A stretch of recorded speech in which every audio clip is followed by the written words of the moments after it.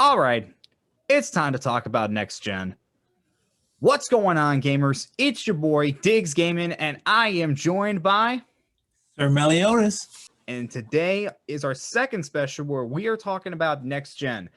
Right now, both Sir Meliodas and I have next gen consoles. I have the PlayStation 5 with the disc drive, and he has the Xbox Series S.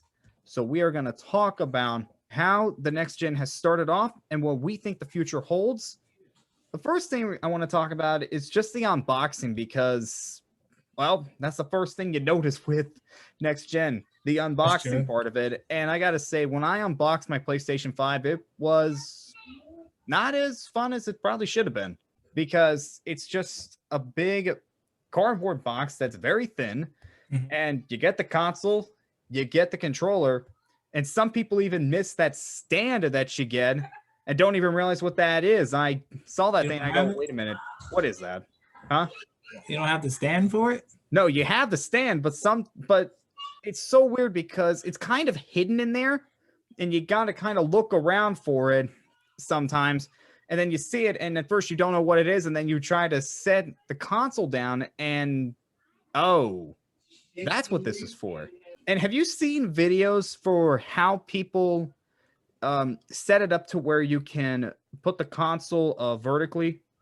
Yeah, you need a screwdriver. Yeah, it's luckily for me, I don't do that. I just put it horizontally, but that's kind of not something you want to do when you're trying to set up a console because that takes time and it's kind of annoying. Well, for the Xbox, it was pretty similar to the One X and the OG Xbox that came out. The Series S is extremely tiny. So when you open the box, it's a big box. You open the box and the Series S is like smack dab in the middle.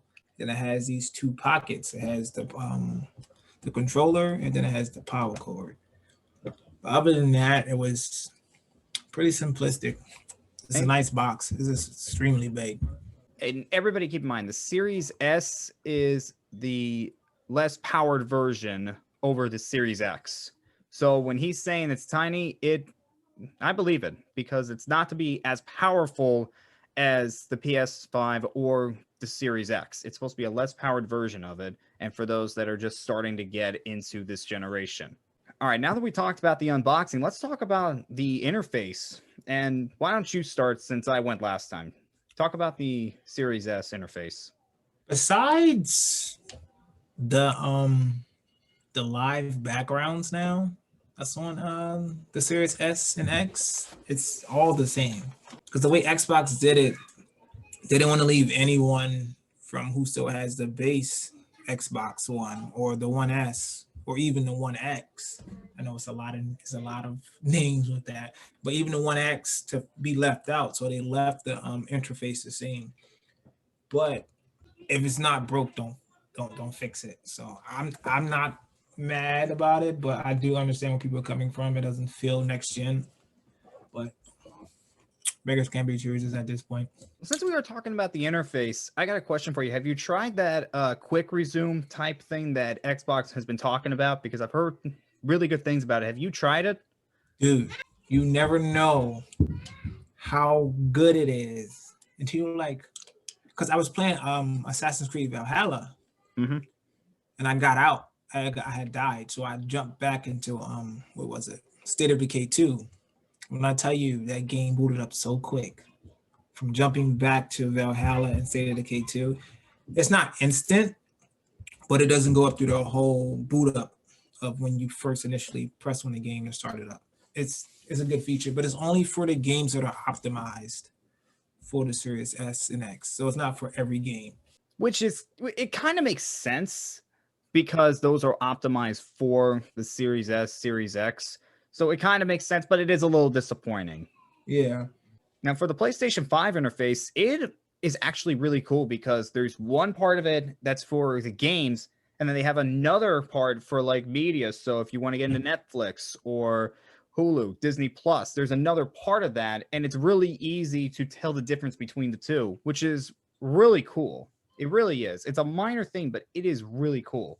And another thing with the PlayStation interface, it's just really easy to use. It's really simple. It's really easy.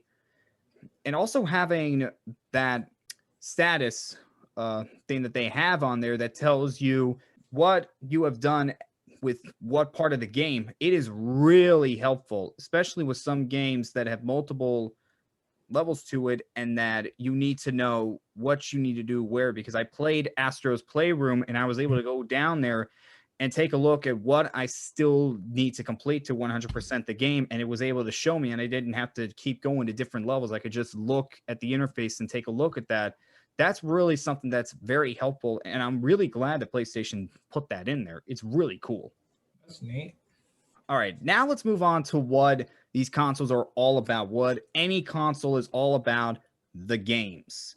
The games that we have played so far on these consoles. Now, so far, I played 6 games on the console. I played 3 PlayStation 5 games and 3 PlayStation 4 games. The 3 PlayStation 5 games that I played: The Pathless, I played Miles Morales, and I played Astro's Playroom, which is in every single PlayStation 5. And when you do get a PlayStation 5, I do recommend playing Astro's Playroom first so that you understand everything that the controller does. Astro's Playroom has been set up great. It's really a tech demo, but they made it into a really good game as well. And that's very hard to do. Very hard to do. PlayStation did a great job with that. You really get a sense of why this controller is so different from basically every other PlayStation controller. It's really cool. The game is really good, and Astro is just a really good mascot for PlayStation. It really is. Well, the games I've played, not sure. If you want to say next gen, I could say, then I would say Assassin's Creed Valhalla, because I'm pretty sure PlayStation can do the same thing. You can switch between performance mode or graphics mode, and that game is optimized for the Series S and X. So I play in we all know that the Series S is less powerful than the Series X, but I play it in But it's still more powerful than the One X, right? It should be, right? Because yes, then no, because the One X has 6 teraflops, but the Series S only has 4 teraflops. Oh, okay. That's why but it's still, in some games it beats it because of because the One X is like a true 4K console. Mm-hmm. So if you try to do 4K 60 with that console, some games can, some games can't. But with the Series S, you can hit 1440p 120 frames or 1080p 60 frames, which is not bad. But when I went to go play Assassin's Creed Valhalla and I put it in performance mode, it's 1080p, which is not bad, and it's 60 frames a second, and it doesn't drop. So I also played Fortnite. Who doesn't like Fortnite? Some people don't. I've never played it. That game is locked at 60 frames a second. It's amazing. Mm-hmm. I also played Bright Memory. Don't buy it. It's $7.99, but don't buy it. It's not a bad game. It's just $7.99. It's like what, 40, depending on how many times you get out, but it's like 40-ish minutes, if not an hour to beat. But it's not the full game, but it's like you're paying for a demo. So if you don't want to pay for a demo, do not buy Bright Memory. And last but not least, that's what's also cool about Astro's Playroom, the fact that it's uploaded to every single PlayStation console. So you're pretty much getting a free game with your console. That's true. But last but not least, the game that really takes the power of the Series S that I have played is Watch Dogs Legion, because we all know that the PS5 and the Series X can do ray tracing. But the developer was like, hey, you can't get ray tracing on the Series S. Ubisoft proved them wrong. When they put 60 frames, first it runs at 60 frames. I think it's 1080p, but the ray tracing on it, it's good. So if you really want to test the Series S, Assassin's Creed Valhalla or Watch Dogs Legion, play those two.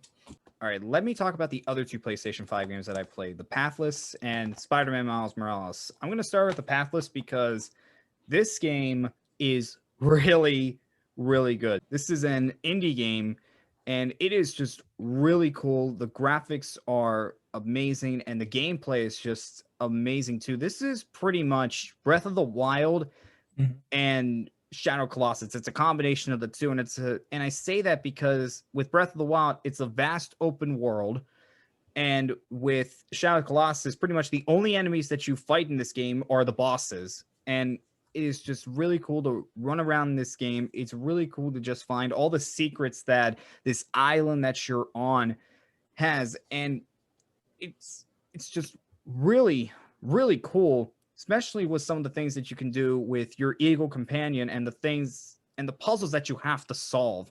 It really is a great game. I do recommend it for anyone that is into indie games and really somebody that is likes games like this.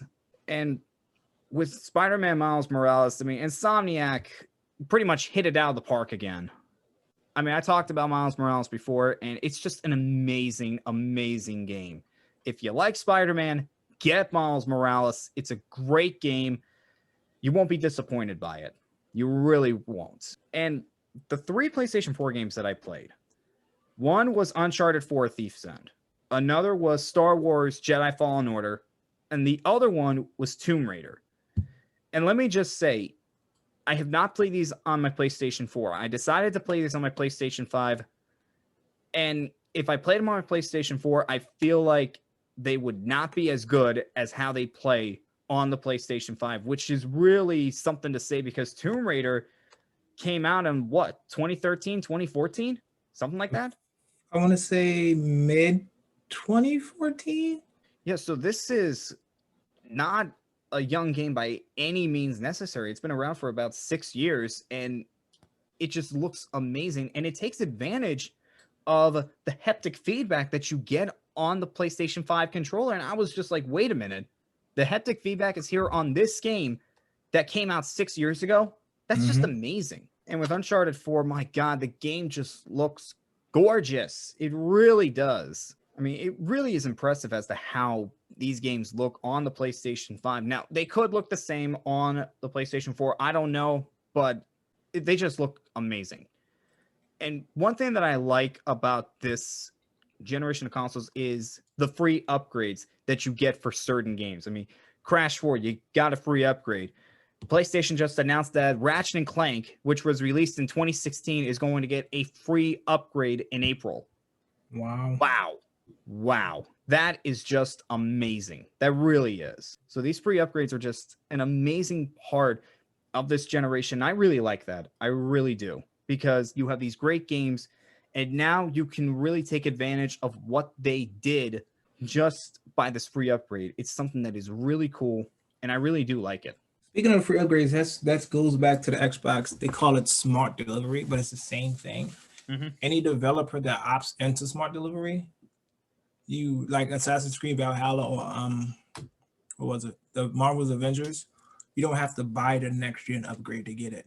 Activision, I don't know why they did it with Crash, but they're not doing it. They didn't do it with Call of Duty because you have to buy the next gen upgrade for that one. But it's neither here nor there. But the game I'm really looking forward to playing on my because I didn't mention this, but my dad has the Series X. I have the Series S. So the consoles are both similar, then they're opposite at the same time because the power. Well, the Series S is a digital console. It's not. Yeah, I'm saying like the features they have. They both have smart delivery. They both have quick resume. They both have the fast because they both have the same SSD in it. Yeah. So it's like similar, but not at the same time because if you think about it, you think like the graphics. But to me, sometimes graphics isn't everything because I could be playing like Assassin's Creed Valhalla. I'm playing it at Optimus. I'm speaking too fast. I'm playing that in as optimized. I mean, not optimized, performance mode. So that drops it down to 1080p. But me, who's been playing on 1080p for God knows how long, even on a 4K TV, some games will not be 4K. Some games will not be 1440p. Some games won't be true 4K. But it upscales it to make it look as good as it can. So don't be scared to play it in its lowest resolution to get the best performance. Yeah. Because when I just recently ordered a PlayStation 5. I don't want to talk about how I got it because the money I put into it was expensive, but I haven't beat Spider-Man PS4 yet. and I heard that the data can transfer over. But the oof I did was I bought the digital console, but I have the disc for Spider-Man 4. I mean, not Spider-Man, Spider-Man PS4. So I have to buy it digitally now to continue playing that game. Or I can just beat it on my PS4, but I don't know. But I will be getting Miles Morales on a PS5 though. Yeah, and one thing I want to touch on is the controller, because the DualSense is just amazing. Again, with that haptic feedback, it's just really, really cool. And the first time you feel it, it is just, whoa, I didn't realize how much this was going to be. And then it's just a regular part. It's like you don't realize the haptic feedback right after that. And I find that really amazing, because it could be something that just gets on your nerves, but it doesn't. It just feels like a part of gaming now. It feels like this should be a part of gaming. The fact that you can actually feel that. And I go back to Tomb Raider, and there's a part in the game where Laura just falls onto something, and it causes a cut on her side, and you can actually feel the moment that she falls on it. You feel that, and you're going, "Oh my god." And you can really think, oh, that must have hurt. That's just something I really, really like with that haptic feedback. But I heard some criticism with the Xbox controller. I do want to hear your opinion on that. What do you think of the Xbox controller? Because I've heard it's just more of the same and people don't like that. See, I'm more of a simplistic guy. So if it's like, for me, if it works, I don't really care. But the D-pad on it is nice, because it's like multi-directional. It feels nice. Then they toned down the size of the controller, not too much, but enough to make it fit comfortably in your hands. It has a texture grips on it. The bumpers are good, the triggers are good, and it has a dedicated share button now. I don't know who's going to use it. I might use it, I might not, but it's there. But like you're saying with the PlayStation 5 controller, Sony has put a lot of work into that PlayStation 5 controller. Microsoft is saying, hey, let's just throw a new D-pad on it and new grips on the back and a new bumper system. But other than that, it's the same controller. You can pair it. I think you can pair it. No, you can. I don't know how they're doing it with the controller, but it's similar, but it's different at the same time. I think they said it's like 10% smaller. The D-pad is different, obviously. The triggers feel different and the bumpers feel different, but other than the share button, it's the same. It's the same controller, so you're not really missing out on anything if you don't have one. But once I get my hands on a PS5 controller, I will let you know how it feels. Because speaking of the part, as we're doing this podcast right now, my PS5 is in transit and it's scheduled for delivery tomorrow at 9 p.m. So we'll see if it gets in, and I will unbox it and I will play it and I will let you know how it goes.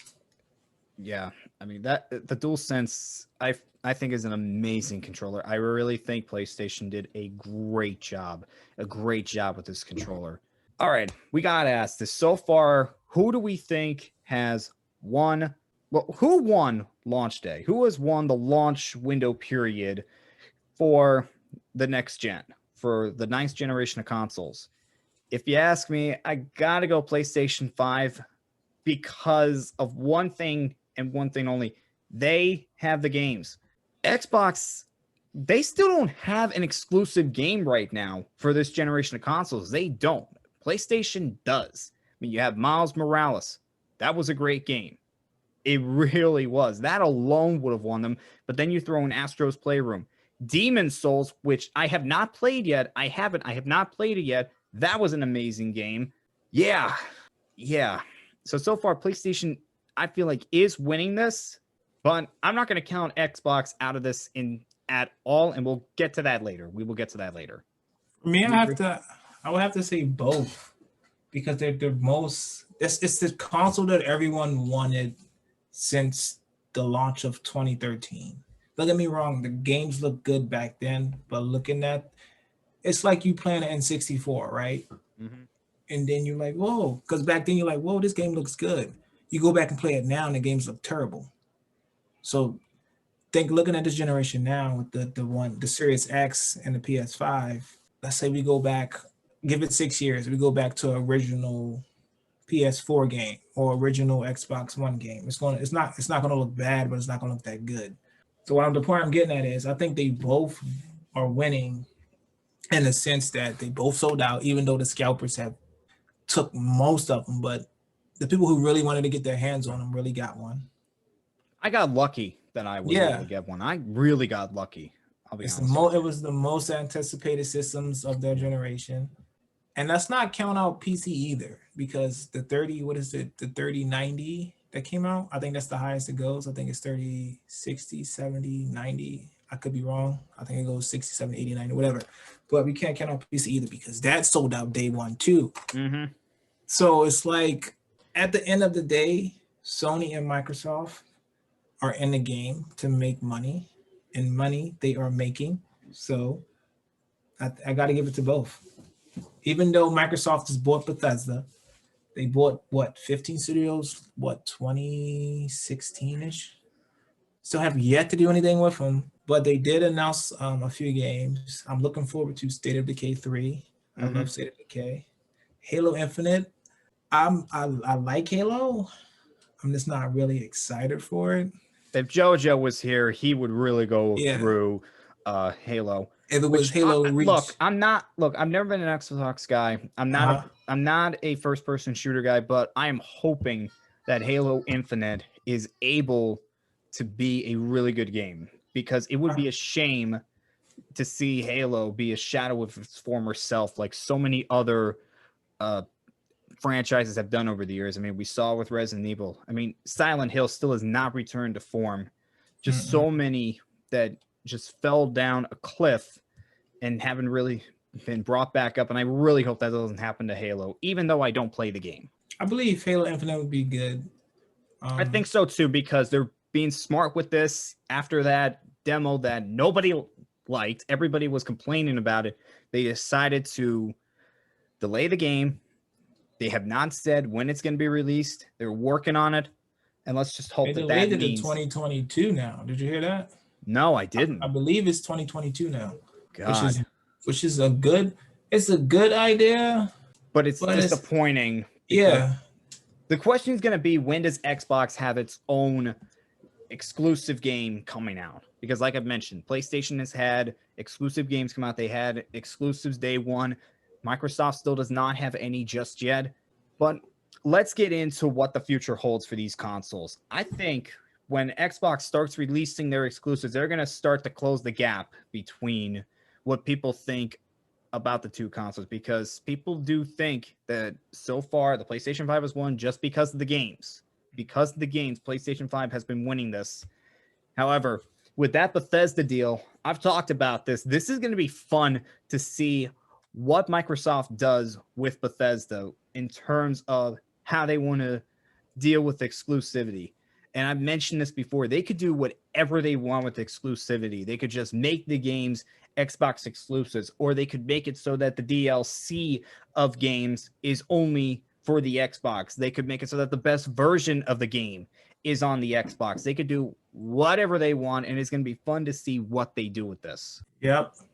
Not only that, I believe Sony is looking into something like Game Pass for that network. I could be wrong.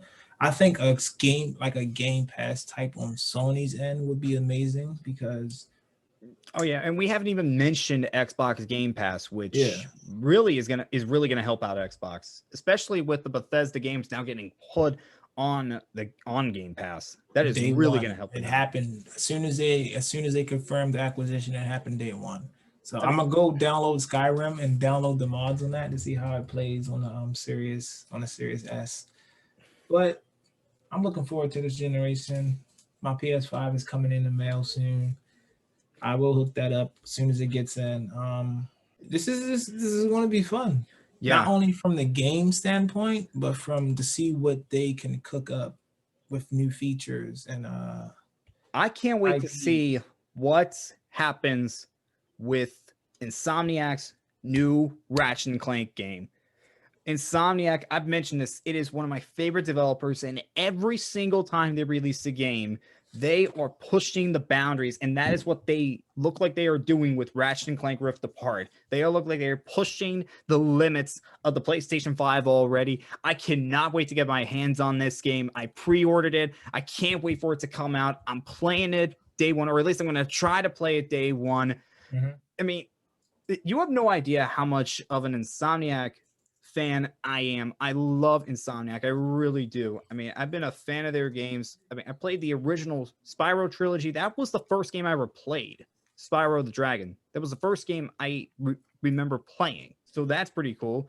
Ratchet and Clank has been in my household for a long time. I've played the original so many times, the original trilogy.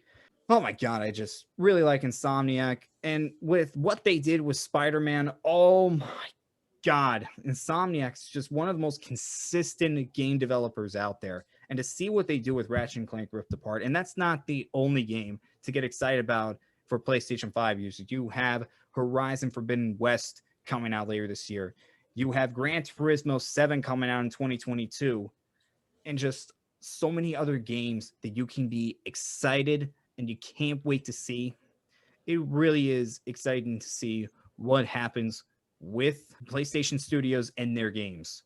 And with Xbox, it's not just the Bethesda deal that they have coming through. There are other studios. We mentioned Halo Infinite. We're hoping that game is going to be good. They still have Fable. Fable. I was about to say that. Fable. Don't forget about Forza Horizon. Don't forget about that franchise. Gears, your favorite, or one of your favorites. I love Gears. Yeah, so this is going to be an exciting time because these studios are going to be able to basically push the boundaries of what they could have done in the past. And it's so exciting to see what they can cook up and just put out there.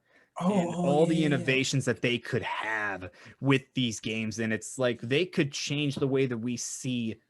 I mean, Bethesda could really change the way that we see first-person shooters with some of their games on the Xbox. They really could. Not only that, they have the money to. I'm not saying Bethesda didn't have the money before, but they have the resources now because they're backed by Microsoft. To ditch that crappy engine they was using since Oblivion and give us a real good engine to start playing some good RPGs. Oh, I got another one. How about the next Unreal Engine? Wasn't it Unreal 5? Yeah, Unreal 5. Epic's Unreal 5 engine. They're going to put that on Fortnite. Huh? They're putting that on Fortnite. Yeah, when that comes out, that is going to be amazing because Unreal is really one of the most used engines really in the gaming world.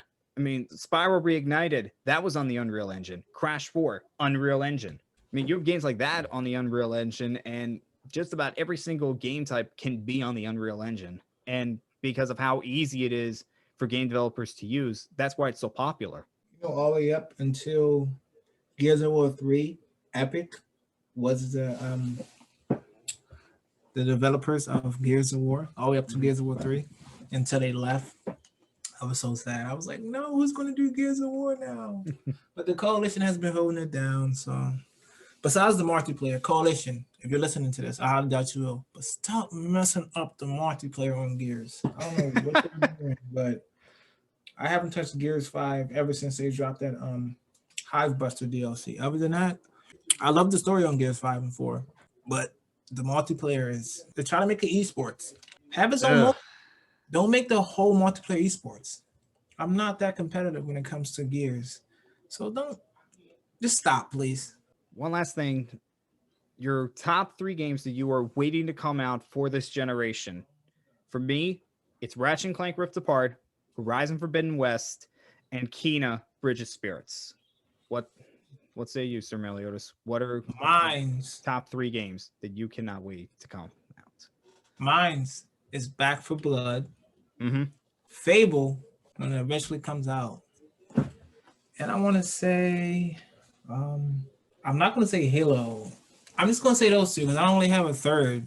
It was I could say Cyberpunk next gen upgrade. It's already out. Yeah. But the next gen upgrade for Cyberpunk, I'm waiting for that as well because I love that game. Speaking of that, we are going to talk about the news that dropped on Cyberpunk in our next podcast. And do you want to give a hint to what the topic of our next podcast is going to be? The next podcast episode, you want to give a hint? The hint sure. is protagonist. I won't list what sex it is yet, because you will find out in the next show. But it's protagonists in gaming and how they shaped and how they shaped and re-evolved gaming. Do you love them? Do you hate them? And we'll see in the next show. All right, guys, that was our next gen special. As always, I'm DiggsGaming. There's your boy, Sir Meliodas. We'll see you guys next time. See ya.